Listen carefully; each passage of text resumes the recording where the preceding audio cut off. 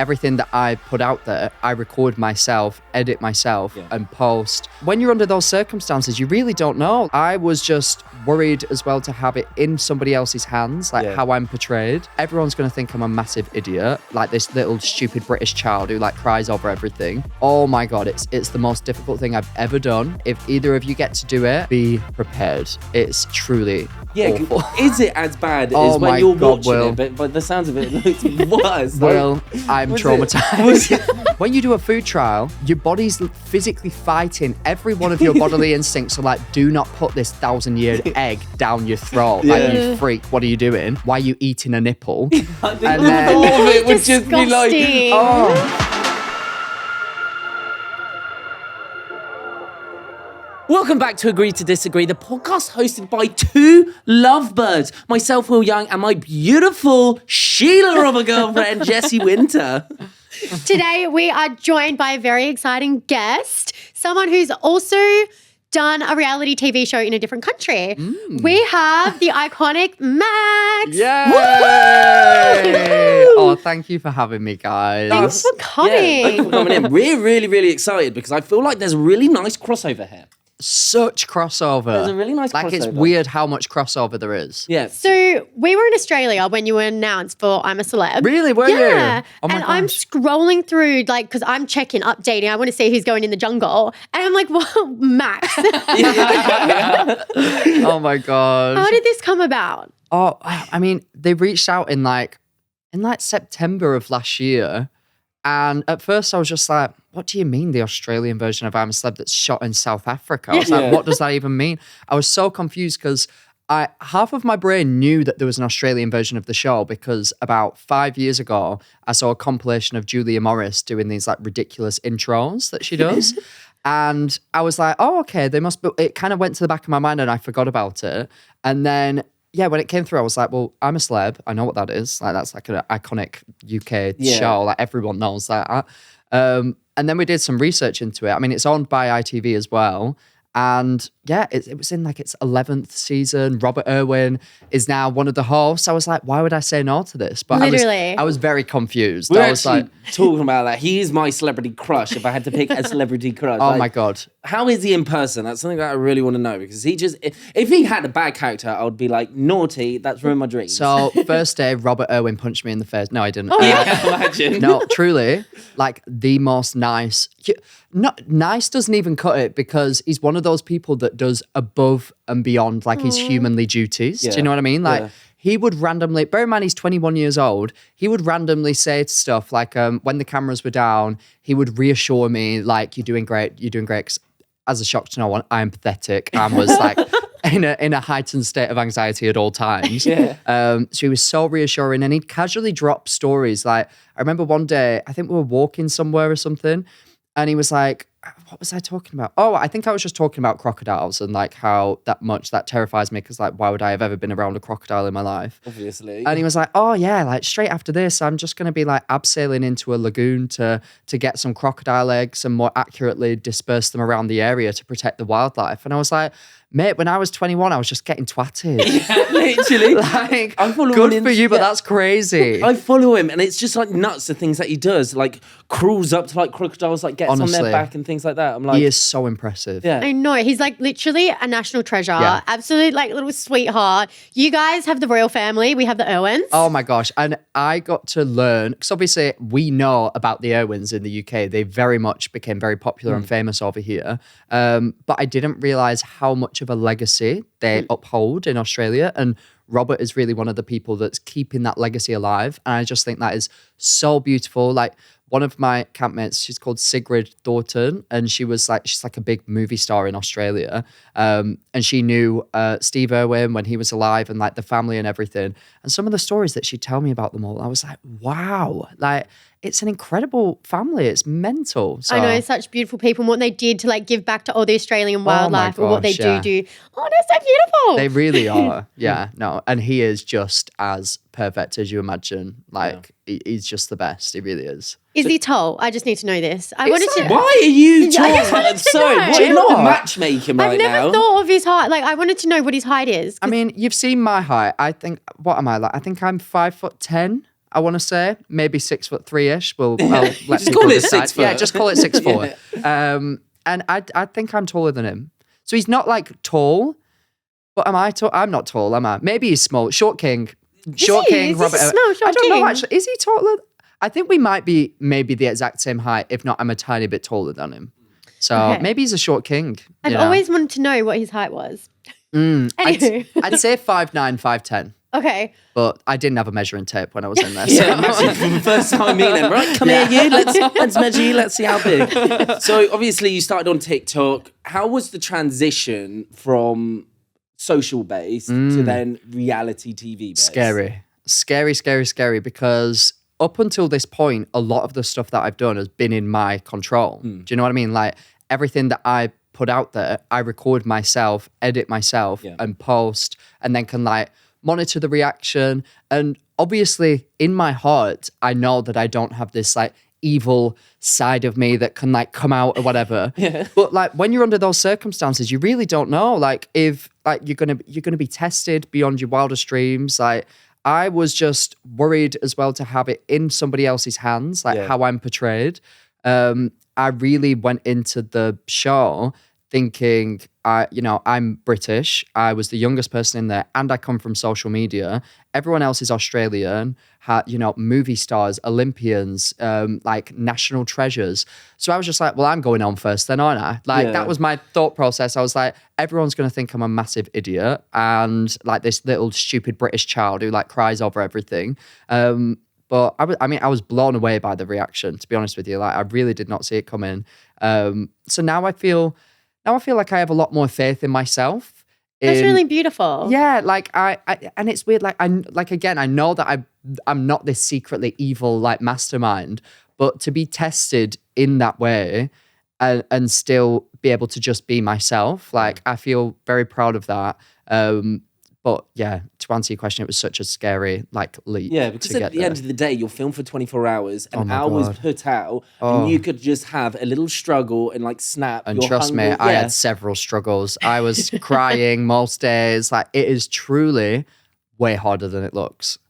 Oh my God, it's the most difficult thing I've ever done. Like if either of you get to do it, be prepared. It's truly awful. That's what I wanted to say. I was like, is it as bad as when you're watching it? But by the sounds of it, it's worse. Well, I'm traumatized. What was it? I mean, it's one of those things where you are I feel so proud of myself and so accomplished. Like if I got asked to do it again, 100%, because the feelings that you feel when you get out the other side, it's so incredible. You're so proud of yourself. You feel so just amazing. But Jesus Christ, it was horrible. Like truly, it's unbelievably difficult. Like the heat. But the Australian version is shot in South Africa, and the UK version is shot in Australia. But it's shot in an area of Australia that around that time of year is not usually that hot.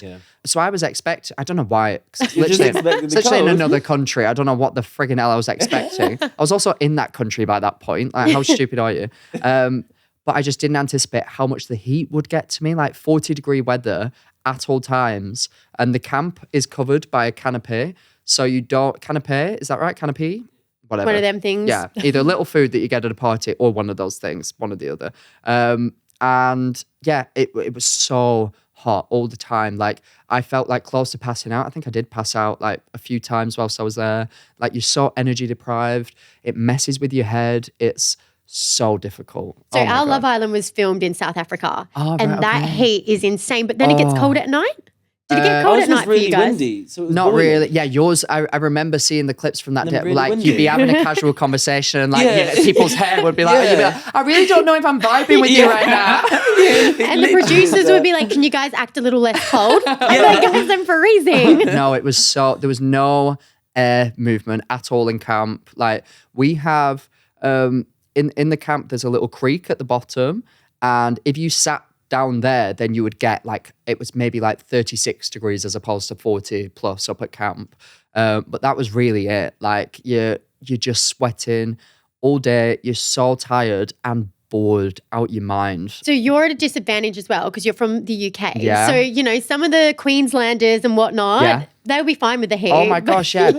People were fully like, oh, this is nice, isn't it? To just like be outdoors. Like I'm the opposite of an outdoorsy person. I'm literally like red in the face, like close to death. And they're just like, oh, nice day out, isn't it? Nice day out. Truly, yeah, the most difficult thing. And to your point of people being used to certain things, snakes, spiders, not anything that I've ever had to deal with. Like, I don't think I've ever seen a snake in person before this experience.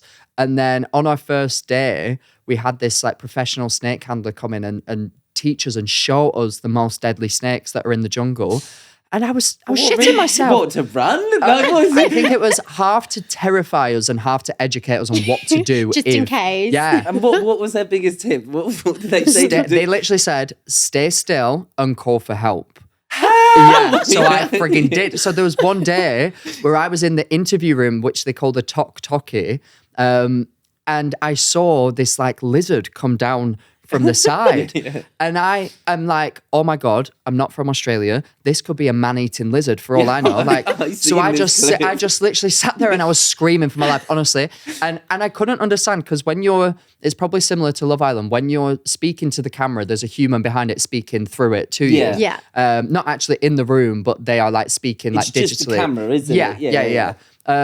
So I was going to them like, get the snake handlers, like there's a lizard, like help. And then they were just ignoring me. And I was like, what the fuck? So I was going, are you fucking stupid? I was like, help me. So then I start calling for my campmates because I'm like, the connection's gone in the camera. Like they're just ignoring me.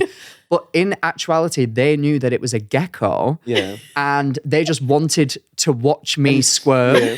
So I'm getting more and more paranoid, like the camera's lost connection. There's a a man-eating lizard right there. My campmates aren't even coming. So I was screaming for my life. It was like a life or death situation. Honestly, and I don't know what a frigging gecko looks like. I think that's different because because I have it when I go to Australia, everyone knows what these big insects and what they are. Yeah. And if I go on like a bushwalk or anything like that and something touches me, I scream and go, what is that? Oh my God. What is that? I find it hilarious because it will just be like the smallest little insect or like a spider. They're not even venomous. Massive. They're beetles like this big. We're used to little baby UK one. Freaks me out. Like even one day there was just this massive spider making a web like next to my bed. And I look at it and it's got a big red cross like on its back. And I was like, well, that doesn't look safe, does it? That looks like something that's going to murder me. And the web that it was spinning was golden as well. And I was like, well, that's not normal, is it? Fucking hell, he's just robbed a bank. Like, what's going on? And I just was like, this is too much. Honestly, every night I had nightmares. I'd honestly say I'm more scared of stuff like that now than I was before I went there. Yeah. So, yeah. It didn't calm the nerves at all? Not at all. It's made it worse. And with the food situation, it's true what you see on TV? You don't get anything more? No snacks given to you under the table? No snacks. Literally, I think they told us that you will get, as a minimum guaranteed, 600 calories a day. Oh. So that includes your breakfast, lunch, dinner, like as a whole. You will have a minimum of 600 calories, and everything else you win in the trials. Right. But you have to bear in mind that unless you get absolute full stars, you do not ever get even what's close to what we would deem as like a good portion. If you got like half stars, you're looking at like a quarter of a steak is what is the meat that you'll have that day. Oh my God. Even if you get full stars, it's probably like 2/3 of a portion that you'd get in a restaurant, food-wise. God, it was awful. Did you feel hungry a lot of the time then? Constantly. Literally constantly. I don't function when I'm hungry. Oh, I'm a bitch. It really gets your mood down. Like, and there were days, the first couple of days, like I actually went to the producer and I was like, I think I need to go home. Like 4 days in, I was like, I can't do it. Like, you're so energy deprived and just exhausted and emotional. And it's not until you've been there for a few days that you understand like the rhythm of each day. Like you'd wake up, it would be a little bit cooler at night. So you'd wake up feeling normal because the temperature's cooler. They'd wake us up at around 6:30. They told me after the fact because we don't know what time it is when we're in there. Yeah. And then you'd get your breakfast, which was literally like 2 spoonfuls of porridge oats made with water. I and couldn't. that's your breakfast. You eat it out of a cup that's like not even that clean. Like we clean it in like the natural water down there. Spiders in it. Honestly though. And then Robert and Julia would come in. I'd literally have like, you have this spike of anxiety because you're like, oh my God, I could be going home. I could be doing a trial today. Like, and they said, so do you know when they do, they're like, it might be you. Yeah. I was might be you every single time for the trials, except twice. So for 2 whole weeks, they came in and it was might be you or it was me every single day. I was literally on edge. Like I'd see them and everyone would be playfully like, I wonder what outfit they're going to be wearing today. Like, let's take bets. I think that Julia will be wearing this. And I was just sat there like rocking in a ball like, no, I can't do it again. I can't do it again. And then they'd do it and they'd throw me off like, oh, they just knew what they were doing. I'm even getting scared just imagining it. And You now got nightmares now thinking about it. God. So you'd have this big spike of adrenaline and anxiety. And then if it is you, then you're like, shit, I've now got to go and do like something that could be really physical. All I've had is porridge this morning. 2 spoonfuls. Yeah, 2 spoonfuls. So then everyone puts the rice and beans on for lunch, which is just grim. Yeah. Oh, no flavour. The rice just tastes like water. The beans just taste like Are they oil. like tinned beans? Do you know? No, so they come in this big pot. And like, do you know like our like baked beans or like runner beans or jumpy beans, whatever? Imagine those, but hard and completely tasteless. Like they're so hard. So the only cooking like thing that you get is olive oil. So we would just drench them in olive oil and just fry the beans because that's all that we could really do. We You had tried to cook for boiling them. yourself? You had to cook for yourself? Oh. Yeah. Guys, I actually the wouldn't camper. survive in the jungle. Jessie, I thought I did have you to cut cook for out for it. Yes, we have to cook for ourselves. You on a fire with pots and pans. I thought that was just You for will show. get- Oh my God, I no. would like big body. You'll get jobs, don't you? You'll get Yeah, but I didn't Yeah. think they actually made you do them. Big time, you have to do that. Like, we luckily, do you know Sam Thaiday? Do you know who he is? So he... The one win.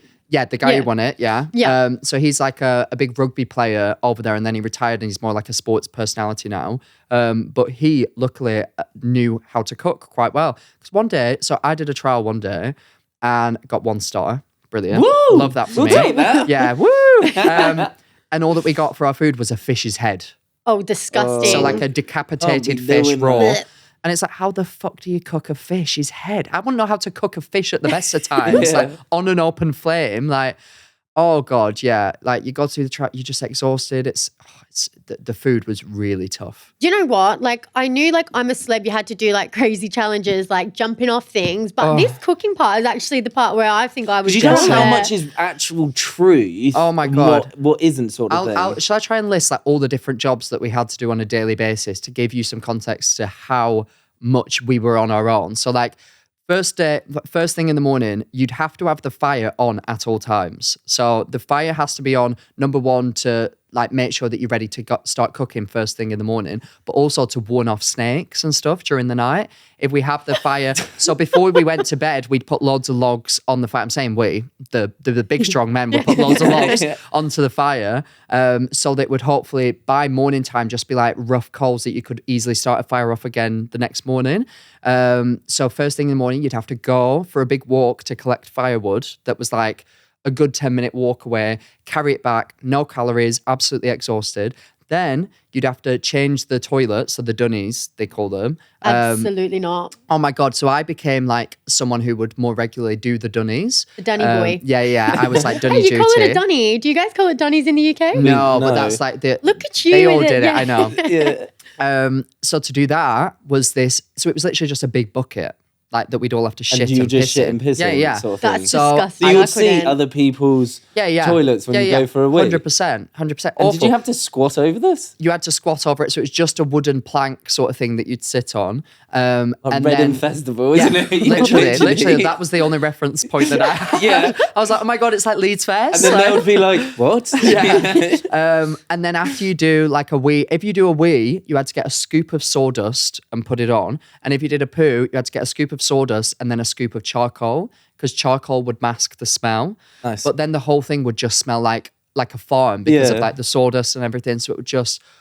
make you sick. So you had to do that as well first thing in the morning, get the big bucket out the back and then go and take it to this like sanitary point. And then they'd give you a new one. You had to put it in. One morning I opened it and a bat came out, flew in my face. I shit myself. What else you have to do? Oh yeah, you have to like get all the breakfast ready. You had to get oh my God, there were so many different jobs. Yeah, we all had to wash up and then dry up, put everything away straight after it. You have to walk down a creek, get back up to do it.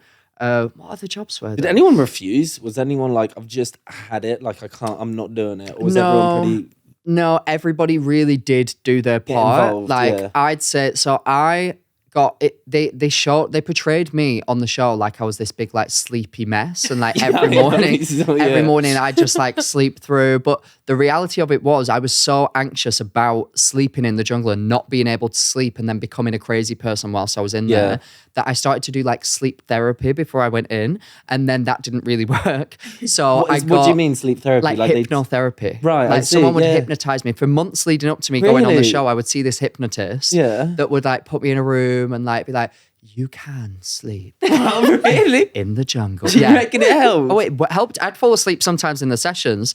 As soon as I bloody get in there, like, and there's like 20,000 insects going off, and I'm scared that a snake's going to come and rip my throat out. Like, didn't really. So work did you then. say the sleep sleep therapy in your head to yourself? Yes, yeah. Before you went to sleep, first couple of mornings, I didn't wake up for like hours after everybody else, and that's not like me at all. Yeah. Yeah, we saw, babe. We saw.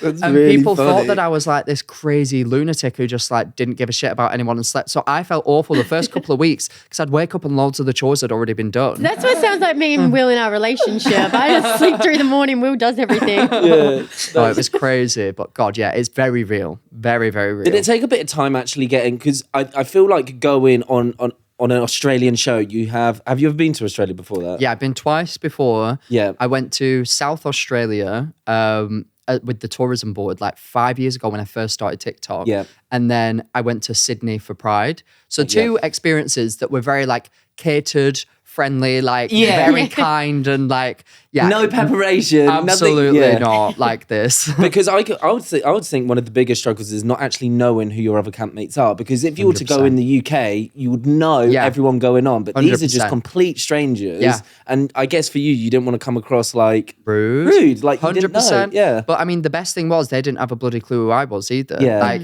I had two people. So Tina, who was on Love Island, and Samantha, who was on Married at First Sight, knew who I was just because they'd seen me on social media. TikTok, Yeah. But other than that, not only did people not know I was, but the majority of people there didn't even understand what I do as a job. So it was like I was fully at base level, like getting to know them as human beings. Nice, yeah. And like some of them had, I think it was really nice that I didn't know anything about them either, because some of them had like, you know, different things happen to them in their career or their personal lives that everyone else would know about. But I could very earnestly just be like, so like, how's things with your family? Like, when did you marry your wife? Like, blah, blah, blah. And I have no idea that somebody had like a big scandal like with their family or something awful happened. So like, it would allow for real, nice, normal conversation. Very face value. Face value. And I feel like people didn't have their backup with me because I was asking questions out of genuine curiosity, and they knew that I wasn't trying to get any info out. Yeah. Do you know what I mean? Like on like the UK one, like when people would be asking Colleen Rooney stuff, like, so like It's what a happened? scandal, And it's yeah, like, it you is. know, and you're trying to get stuff, and she probably knows that you know. 100%. Yeah. So I didn't have any of that, and it was really nice to just get to know people properly. So I actually really liked it in the end. It was a weird positive from it. Do you think you're going to maintain any of those friendships? Oh my gosh, 100%. We're in a group chat. Whilst I was in there, I was actually like, I'm going to spend 1 week in the UK and then I'm straight back. I'm coming to all your houses. As soon as I got back, I was like, fuck me, I'm exhausted. Yeah, Like, I'm going to sleep. I need some like chill time with my family. But I'm definitely planning like a bit. Well, we're hoping that at some point towards the end of the year, we'll be doing an Australian podcast tour, like with our podcast. Nice. So that would be a real great opportunity to not only do that, but also get to go and visit everybody. And get them on as well. Yeah. That'd be cool, wouldn't it? 100%. And so many of them are planning to come to the UK over like the next year or Amazing. so. So yeah, definitely. And it's mad that like I'm like really good friends with these like, you know, 50-odd-year-old legends in Australia now. And they're all minted and have giant houses and have invited me over. So you best believe I'm going to you're take them up going on there. that. Over there, yeah. Yeah. And so out of your whole jungle experience, what do you think your best trait was and your worst trait? Oh my God, my best trait. I think my best trait was that no matter how scared I was, I never stopped trying. Yeah. Like I really shocked myself that I didn't say I'm a celebrity to get me out of here on some of the trials because I really was close to. And now I look back on it, like I had to do the first food trial and it was just the worst experience of my entire life. And watching it back, I'm like, how the hell did I do that? But you have to eat it, don't you? You have to eat the whole thing. Okay, so on TV, it obviously looks bad. In person, give us the details. It's violating. It actually feels like you're violating your body because the other trials, like say I had this one, like where I had to like jump off a cliff or something. It's horrible. And then you do it and then you feel this feeling of like, oh my God, I did it. Brilliant. Yeah. When you do a food trial, it's horrible. Your body's physically fighting every one of your bodily instincts. So like, do not put this 1,000-year egg down your throat. Like, you freak, what are you doing? Why are you eating a nipple? Thought of it would just be like, just thought of it would make me just gag anyway. Oh my God. And then afterwards, you feel it still in your stomach. And like that night, we got full stars for the food trial and we got steak, butter. So if you get full stars, you get a bit of a seasoning as well. So we had like veggies, potatoes, steak, butter, like quite a small portion, but an amazing meal for in there. And I couldn't really eat it because I was just you like, just had a nipple I felt in you. sick. Yeah, I had a big hairy nipple trying to get out. Oh my God. How do they even get a fucking nipple for you to I eat? had no idea. I said the same thing. They were like, this is an anus, this is a penis. And I was like, you weirdos, you're just chopping that off. Yeah. Or are you just like farming animals just to cut off their cocks? Like, that's literally mental. it is, isn't it? They're coming to my farm. Yeah, it's you behind the scenes. Yeah. Oh my God. And I mean, my worst trait, let me think. I mean, I was, probably because I was so scared of everything. I'm one of those people that has to vocalize like how I feel and like I can't hide how I'm feeling. And I could definitely sense times where my other campmates were like for example, if like there was a big moth, I can't sleep. Like we need to make sure it's not near me. Like there was this one night and this moth kept going into my head and I was just like tossing and turning and I was like, oh my God. And like, bless her, Nikki, who was next to me, I can tell that she was probably just like, mate, it's a moth. Like, but to me, like, we don't have giant bird-sized moths. I do. I get really embarrassed when I go to Jessie's like family house because like exactly a moth will come to me and I'll like I'm supposed to be a big, strong farm boy will like scream and go, what is that? And 100%. then they're just looking at me like, come on, now, Moths don't are be silly. cute. Oh, And do you know, moths if are you not touch their cute. wings, they can't fly anymore. Really? How sad is that? They're my God. juicy and they're big They're and they're massive. huge. They're like bird size. So yeah, my worst trait was probably that I probably annoyed my fellow campmates sometimes because they were so used to things. And they genuinely like this one time, this massive bat just came into the canopy like above at nighttime.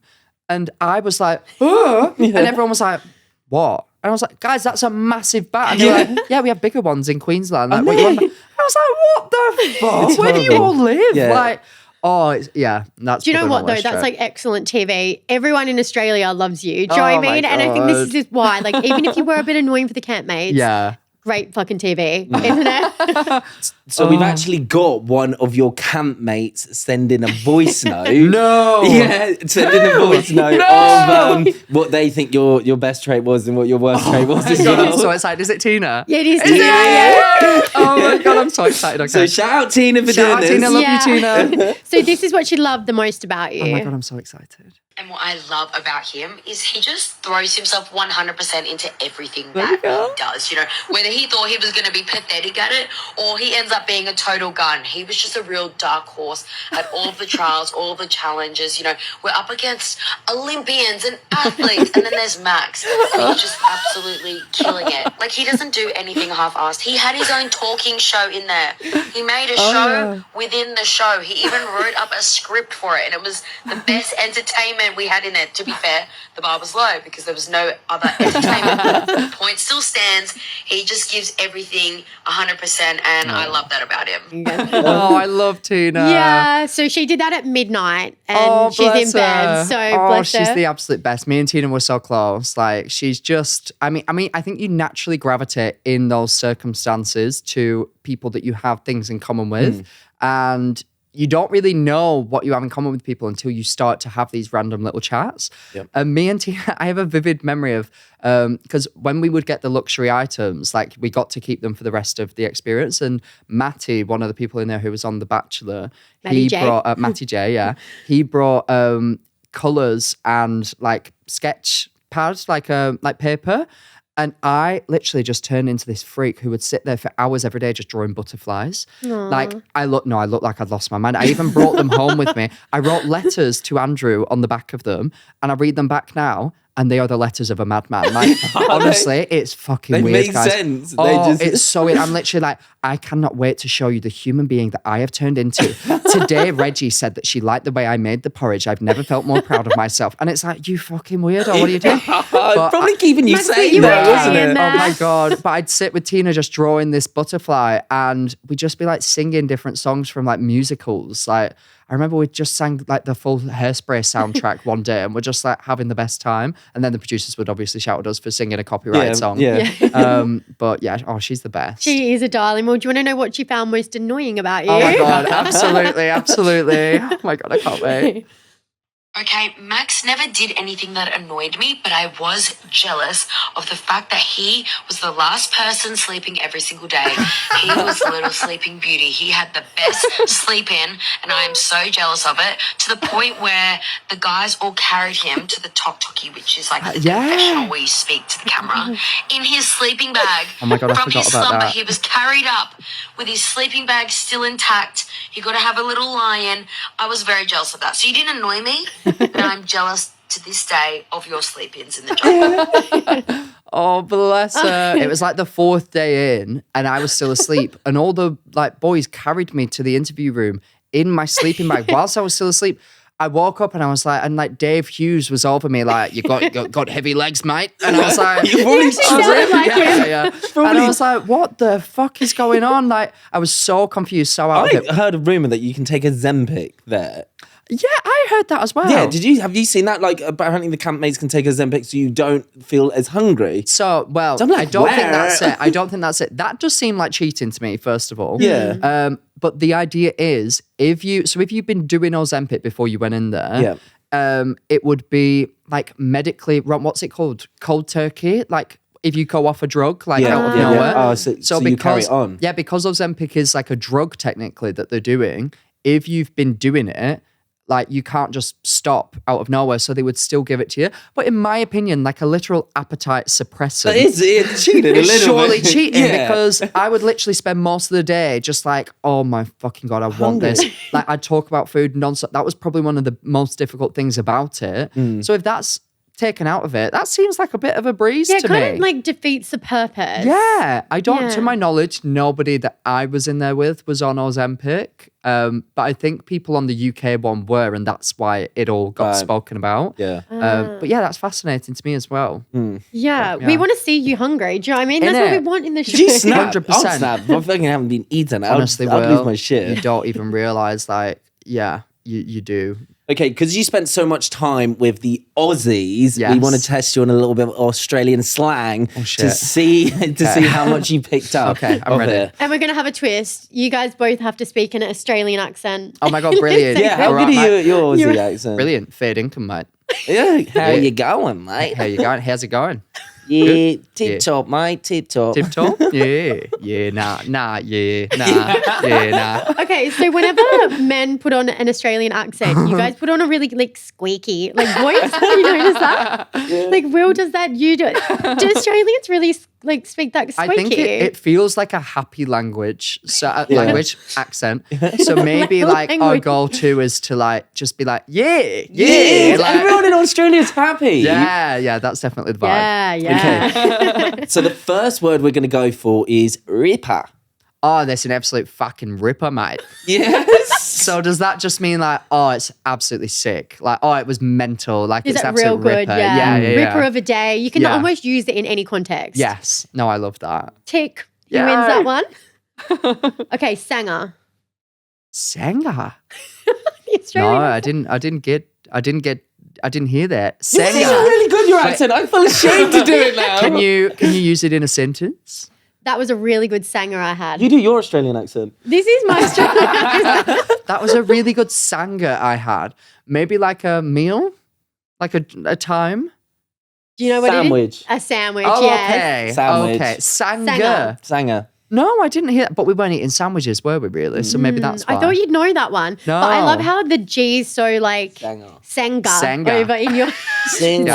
I think mine is like, because obviously we were in South Africa. So whenever we'd speak to like some of the team that were working on the show, I would get their accent confused with the Australian. So I think mine's a bit of a hybrid one. Hybrid. Yeah. No, you've got a pretty good It's Australian really good. accent. Yeah. It's smashed. I feel ashamed to do mine. A doona. Doona. Oh my God, That someone must told have me been what that used is. in the camp. That was used because, yes, Doona was used because I thought that it was an insult. And I was like, are Kinda people sounds like dummy, calling me? doesn't it? Yeah, that's why I was like, are people like insulting me bloody right now? Because they'd say like, oh, I just miss my bloody like Mex, you'd love a doona or something, and I was like, that sounds homophobic. Like what?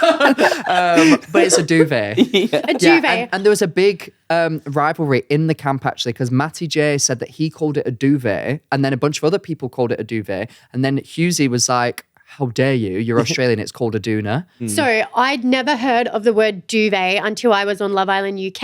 Right. And I thought they were playing a prank on me. Because they're like, we've got to change the duvet Jessie thought we were all really covers. posh. I was like, It does sound what posh. is that? And then I told them we call it a doona. And they were like, doona? That was me. Literally. Doona. So a duvet for a doona is the most like fancy thing I've ever heard. I still like... Sounds French, yeah, doesn't it? sounds French. Yeah. Like a duvet. I don't know where that Maybe it comes is from. French. But yeah, doona. It's just Yeah. like for anyone that doesn't know, it's a blanket. Yeah. A blanket cover. Doona. Shocked at that one. Next one, sook. Oh, That would have been You would have used as heard well, this yeah. a lot. I feel like that's an insult. Kind Oh, of. you little suck. Yeah. Like That's the you're a little context. bit. Is it kind of like you're a little childish? Like you're a little bit like silly. So I can't believe that sook is not a word outside of Australia. This is Wow. like, because it's so commonly used. Sook would be like if you're like stroppy and sulky. Sulky, yeah. Right. Like, Okay. Right. can yes. be So in a- like childlike was kind of like Yeah. showed I don't know how to a bit bit bratty sort Yeah. of. Yeah. Right. Okay. So like it can be like any context. Like I could be like I was being a sook because I didn't want to do something. Yeah. And I'm like not really offending myself. Or I could be like stop being such a sook. Or people can just be sooky. Like it's just Yeah, Jessie sometimes go to me Suki Lala. yeah, sooky lala. I feel like that would have a different meaning in the UK. Yeah, like chucking it. Yeah. All right, Jessie. Suki lala. All right, love. Come on, we're in public. Yeah, it sounds like you're going out for a good time. We're going out for a Suki Lala. Oh, if that's what you consider a good time, well then keep that to yourself. Next one, chook. Chuck, chicken. Yeah, Yeah.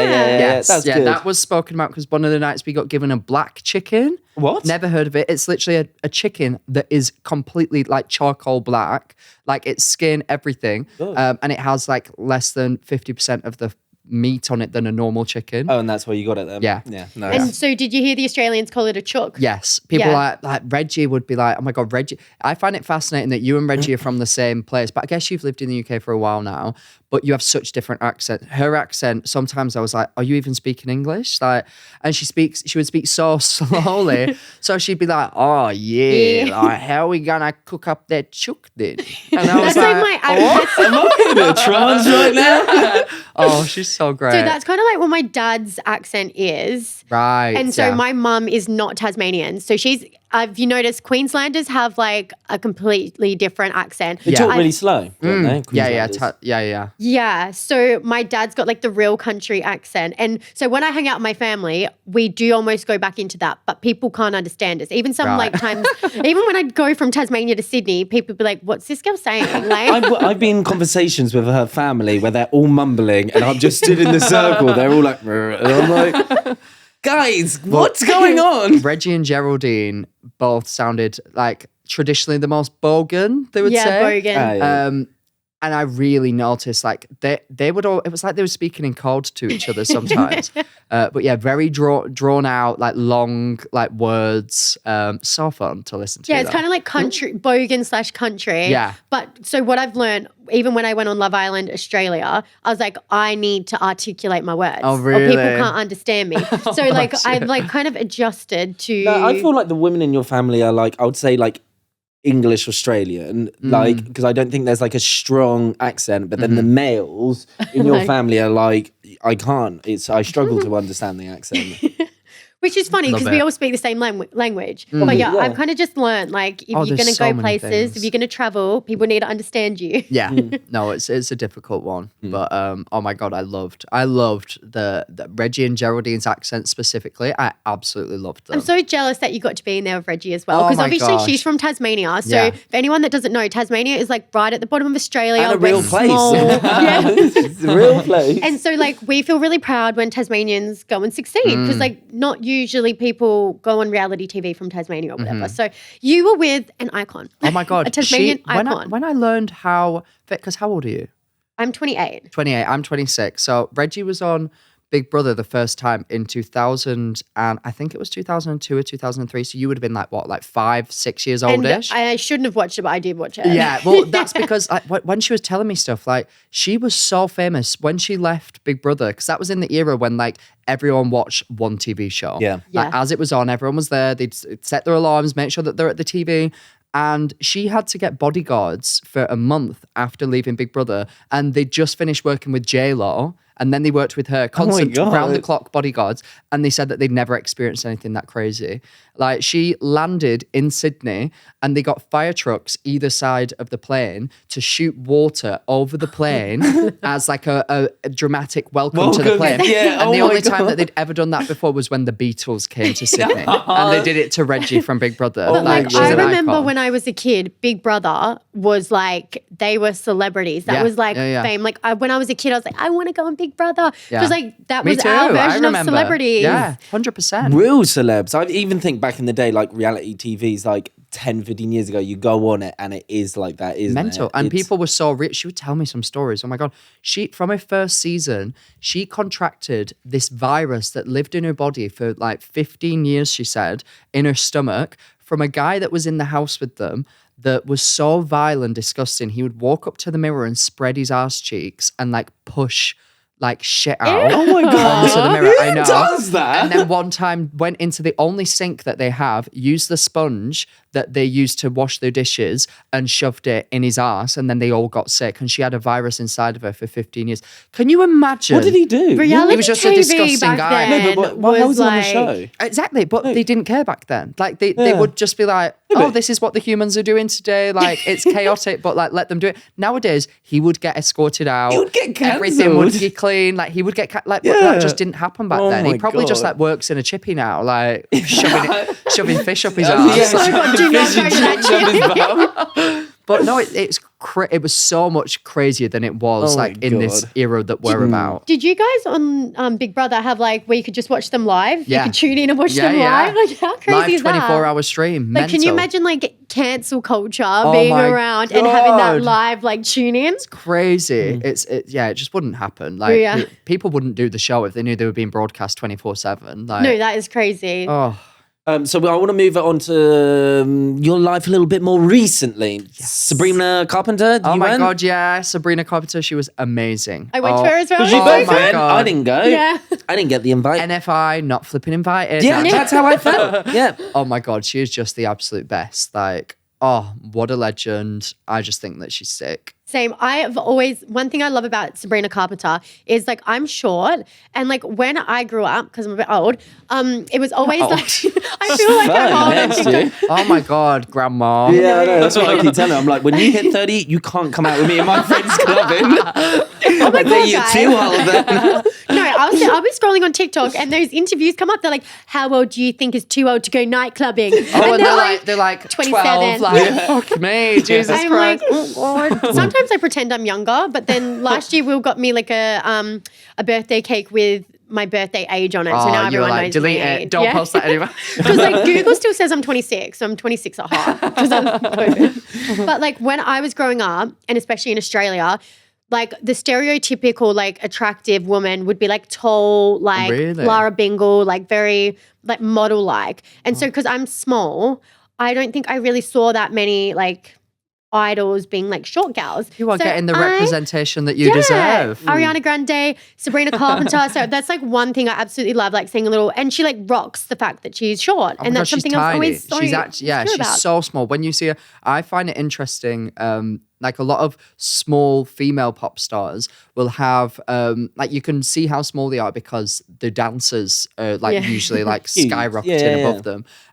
But small male pop stars obviously feel a bit insecure about that and deliberately only work with dancers that are really small. Yes. Have you ever seen that picture of Bruno Mars next to Taylor Swift where she looks like she could swallow giant, him whole? Like yeah. he is so tiny, and he always I've read somewhere that he exclusively works with like tiny dancers as well, which I just find really Do you funny. know what? I would kind of do the same thing though if I had that power. Why like, not? If you can, 100%. Yeah. Everyone who's small, you can work with me.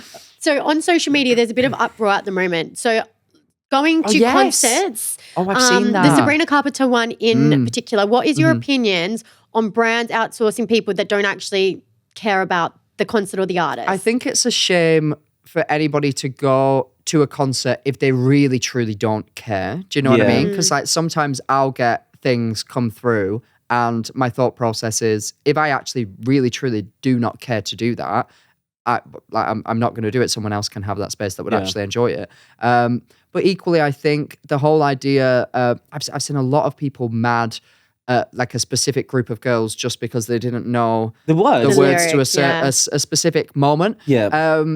And I mean, first of all, I wasn't there with them, but I mean, they could have been well drunk. They could have been blackout drunk and just been like, "Woo, what's happening? Is that a TikTok?" Logistically thinking, the music which is played in the concert, who is going to be hearing your that. TikTok sound? Yeah, it's a difficult one. Out of I the so phone. understand the point of view of people being like, you know, you get to go for free. It's a privileged position and you aren't enjoying it. But I equally don't really think that you can determine how much someone's enjoying a concert by one like 10-second 10-second TikTok clip. clip. I if you know agree what I with mean? that. So it's a real like murky waters. And to be honest with you, I mean, with people being mad at like brands bringing like social media, like influencers and stuff like that. I mean, every single time that I've ever been invited with a brand to an experience or something along those lines, there's always, a conversation beforehand that's like, right, we're going to give you this, this, and this.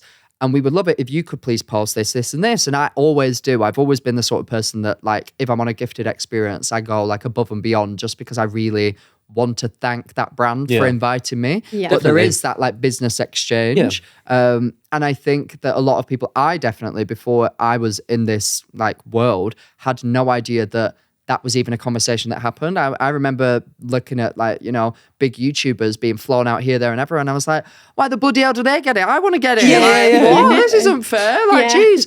But there is an actual like business transaction there. Process, yeah.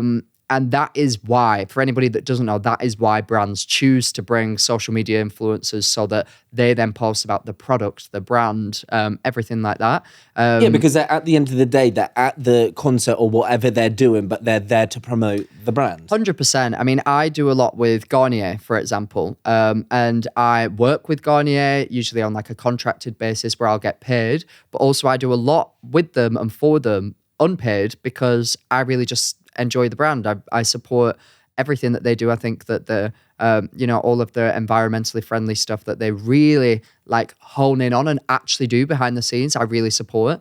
So I'm going on a trip with them next week, and you best believe that I'll be posting like every single day so much because I want to show the brand that I'm very appreciative. That's of obviously this. why you're such a good influencer, because you're thank you. excited too. And I think as a viewer, because like I watch a lot of TikTok. Like I didn't actually plan to be on social media doing this side of it. Me neither. So I love to watch it. And like Yeah. sometimes I forget that like you guys are all my friends. I'm like, I Yeah, actually yeah. know them in person. Like, I just love watching the content because you like to come along for the experience. And 100%. I do think with this situation as well, if an influencer gets offered to go to a concert with their friends, they're probably always going to say yes. Yeah. I think it kind of comes to the brand's responsibility to have a look and make sure that they're pairing it up with the right people, not coming at the 100%. influencers. 100%. And in that same breath, if there was an influencer there who was like, I don't give a shit about any of this, like not posting anything, whatever, then yeah, maybe they don't deserve to be there. And then you can hold them accountable. And then they probably won't get invited to anything else. So There like, we go. So that's their just desserts. Like yeah. they're getting what they deserve. Yeah. Exactly. But yeah, you definitely see where people are coming from with this situation.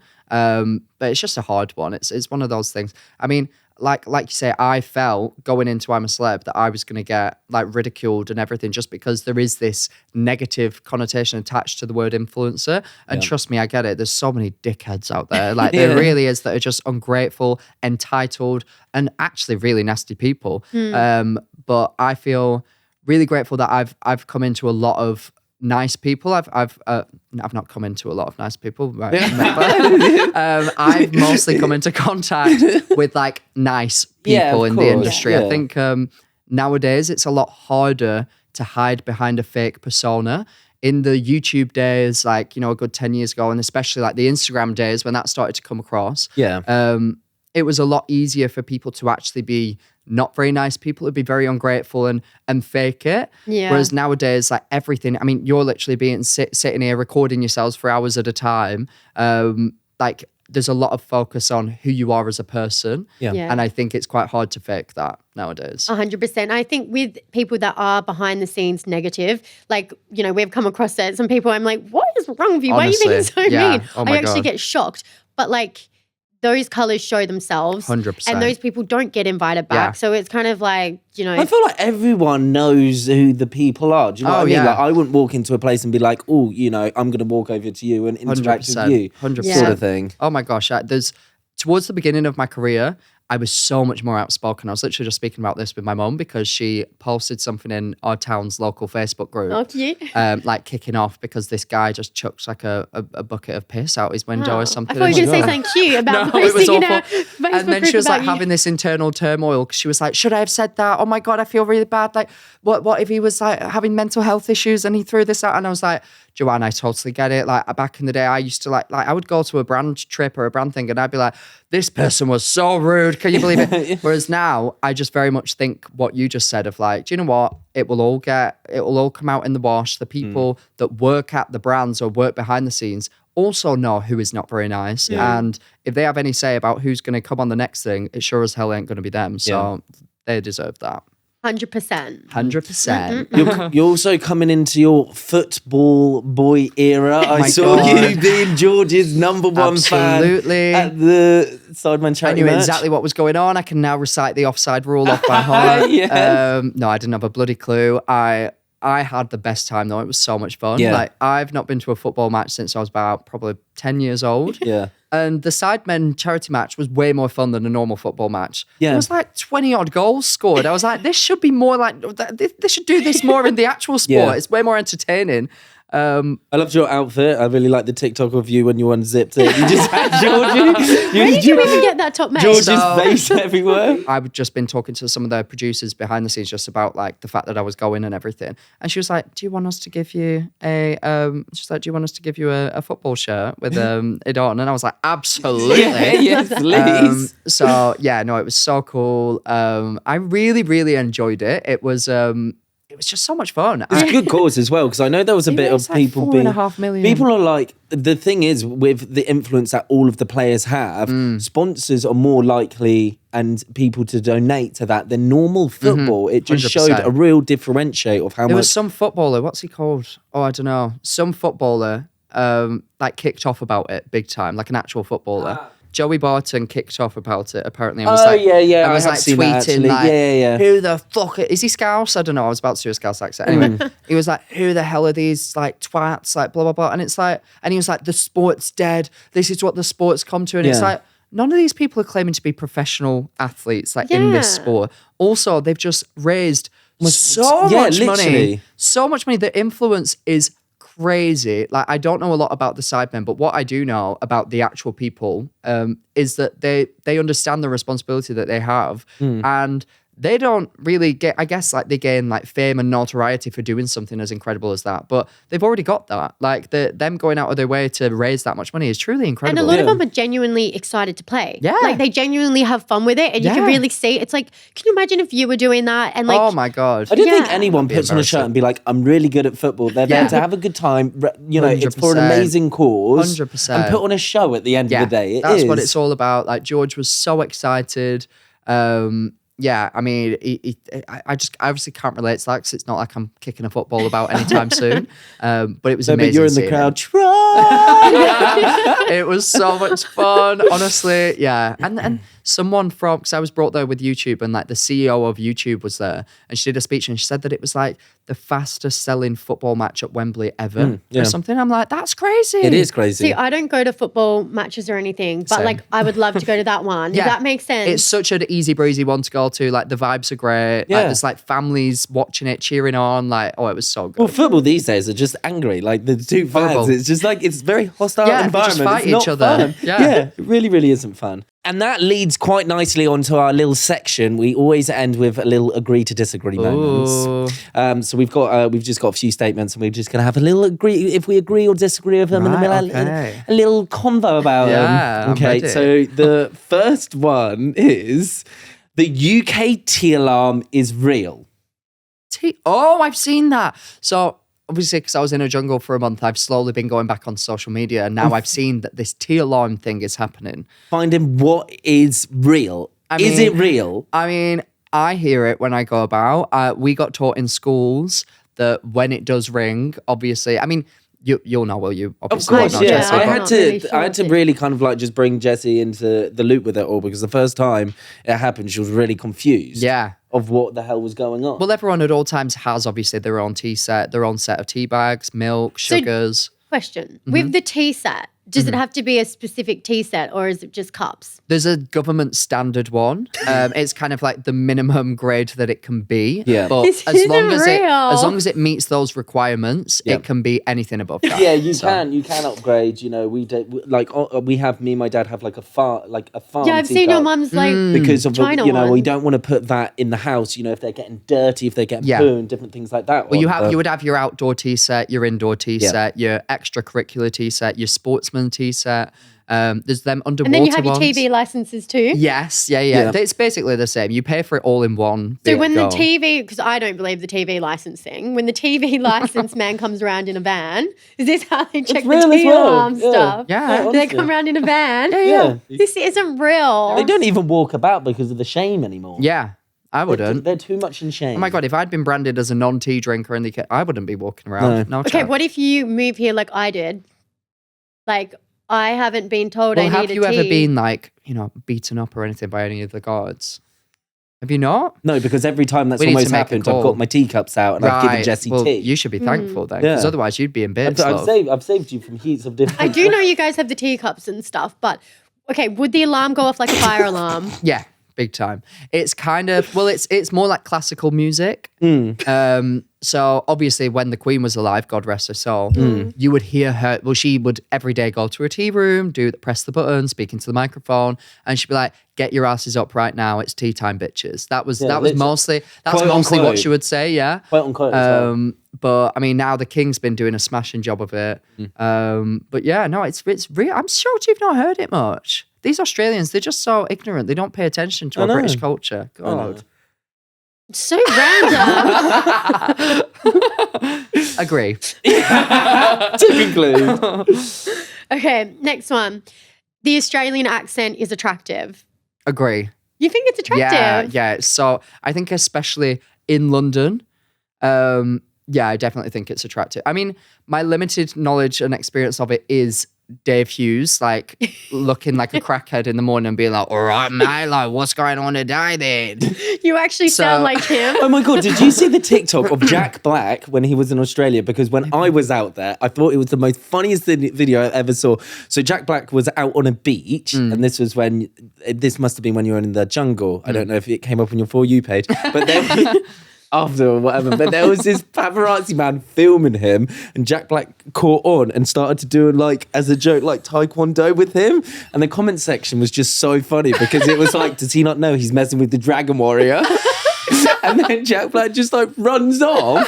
It's like just I actually cracked up for fucking days with it. I just thought it was like the funniest thing. Oh yeah, Australia is just wild, and the Australian accent definitely is sexy. Okay, cool. Because Australians, I don't think we like the Australian accent. Oh, it's like so we think in great. comparison. But I think that you guys like the British accent, don't you? Yeah. Yeah. Like people would want me to say certain words when I was there. They'd be like, "Say this now, say that." What were the words that they? Oh my God. Say tea. Yeah, so literally stuff like that. Scones and yeah, tea. yeah. So Great when times. we get drunk, we like mimic the English accent. I would notice that people would do that. We do it all the time. Mostly Tina and Samantha would do it. Jessie's actually pretty good at it. Go on. Really? Go on then. Well, what accent do I put? Because I'm not drunk. Do like your geezer one. You've got quite a good geezer one. Oh, so what? You just want to go get another drink then? That is good. That's like how we speak. It's really unattractive when us little girls speak like that. But anyway, next one. And then I just want to last on this. So you're basically a psychic. You can tell the future. Absolutely, yes. Are there any predictions that you haven't vocalized that you would like to vocalize? How old are you, Will? We're going to have a baby? 25. 25, so Jessie's 28. Okay, so my prediction is, when's your birthday, Jessie? September 28th. September 28th. Okay, so you're coming up to being 29 this September. I will say that before Christmas, you're going to get engaged. You've ruined it! That's my psychic prediction. Okay, let's see if it That's happens. what I'm going off. I got Timmy and Zendaya correct. I predicted that Molly May and Tommy Fury were going to break up. Oh my God, This but is they're my back next together one. now? I predicted that as well. So, yep, you're welcome, guys. Well, Saving you your guys family. hear it first. Apparently, I'm going to be married by Christmas. No, engaged by Christmas. Engaged. Yeah. Max has just ruined my plan. But that is a wrap. Thank you so much for listening and thank you so much for joining us. Yay. Max, a big round of applause! Remember, like, subscribe, all of that good stuff, and we'll see you next week. Love ya. Bye.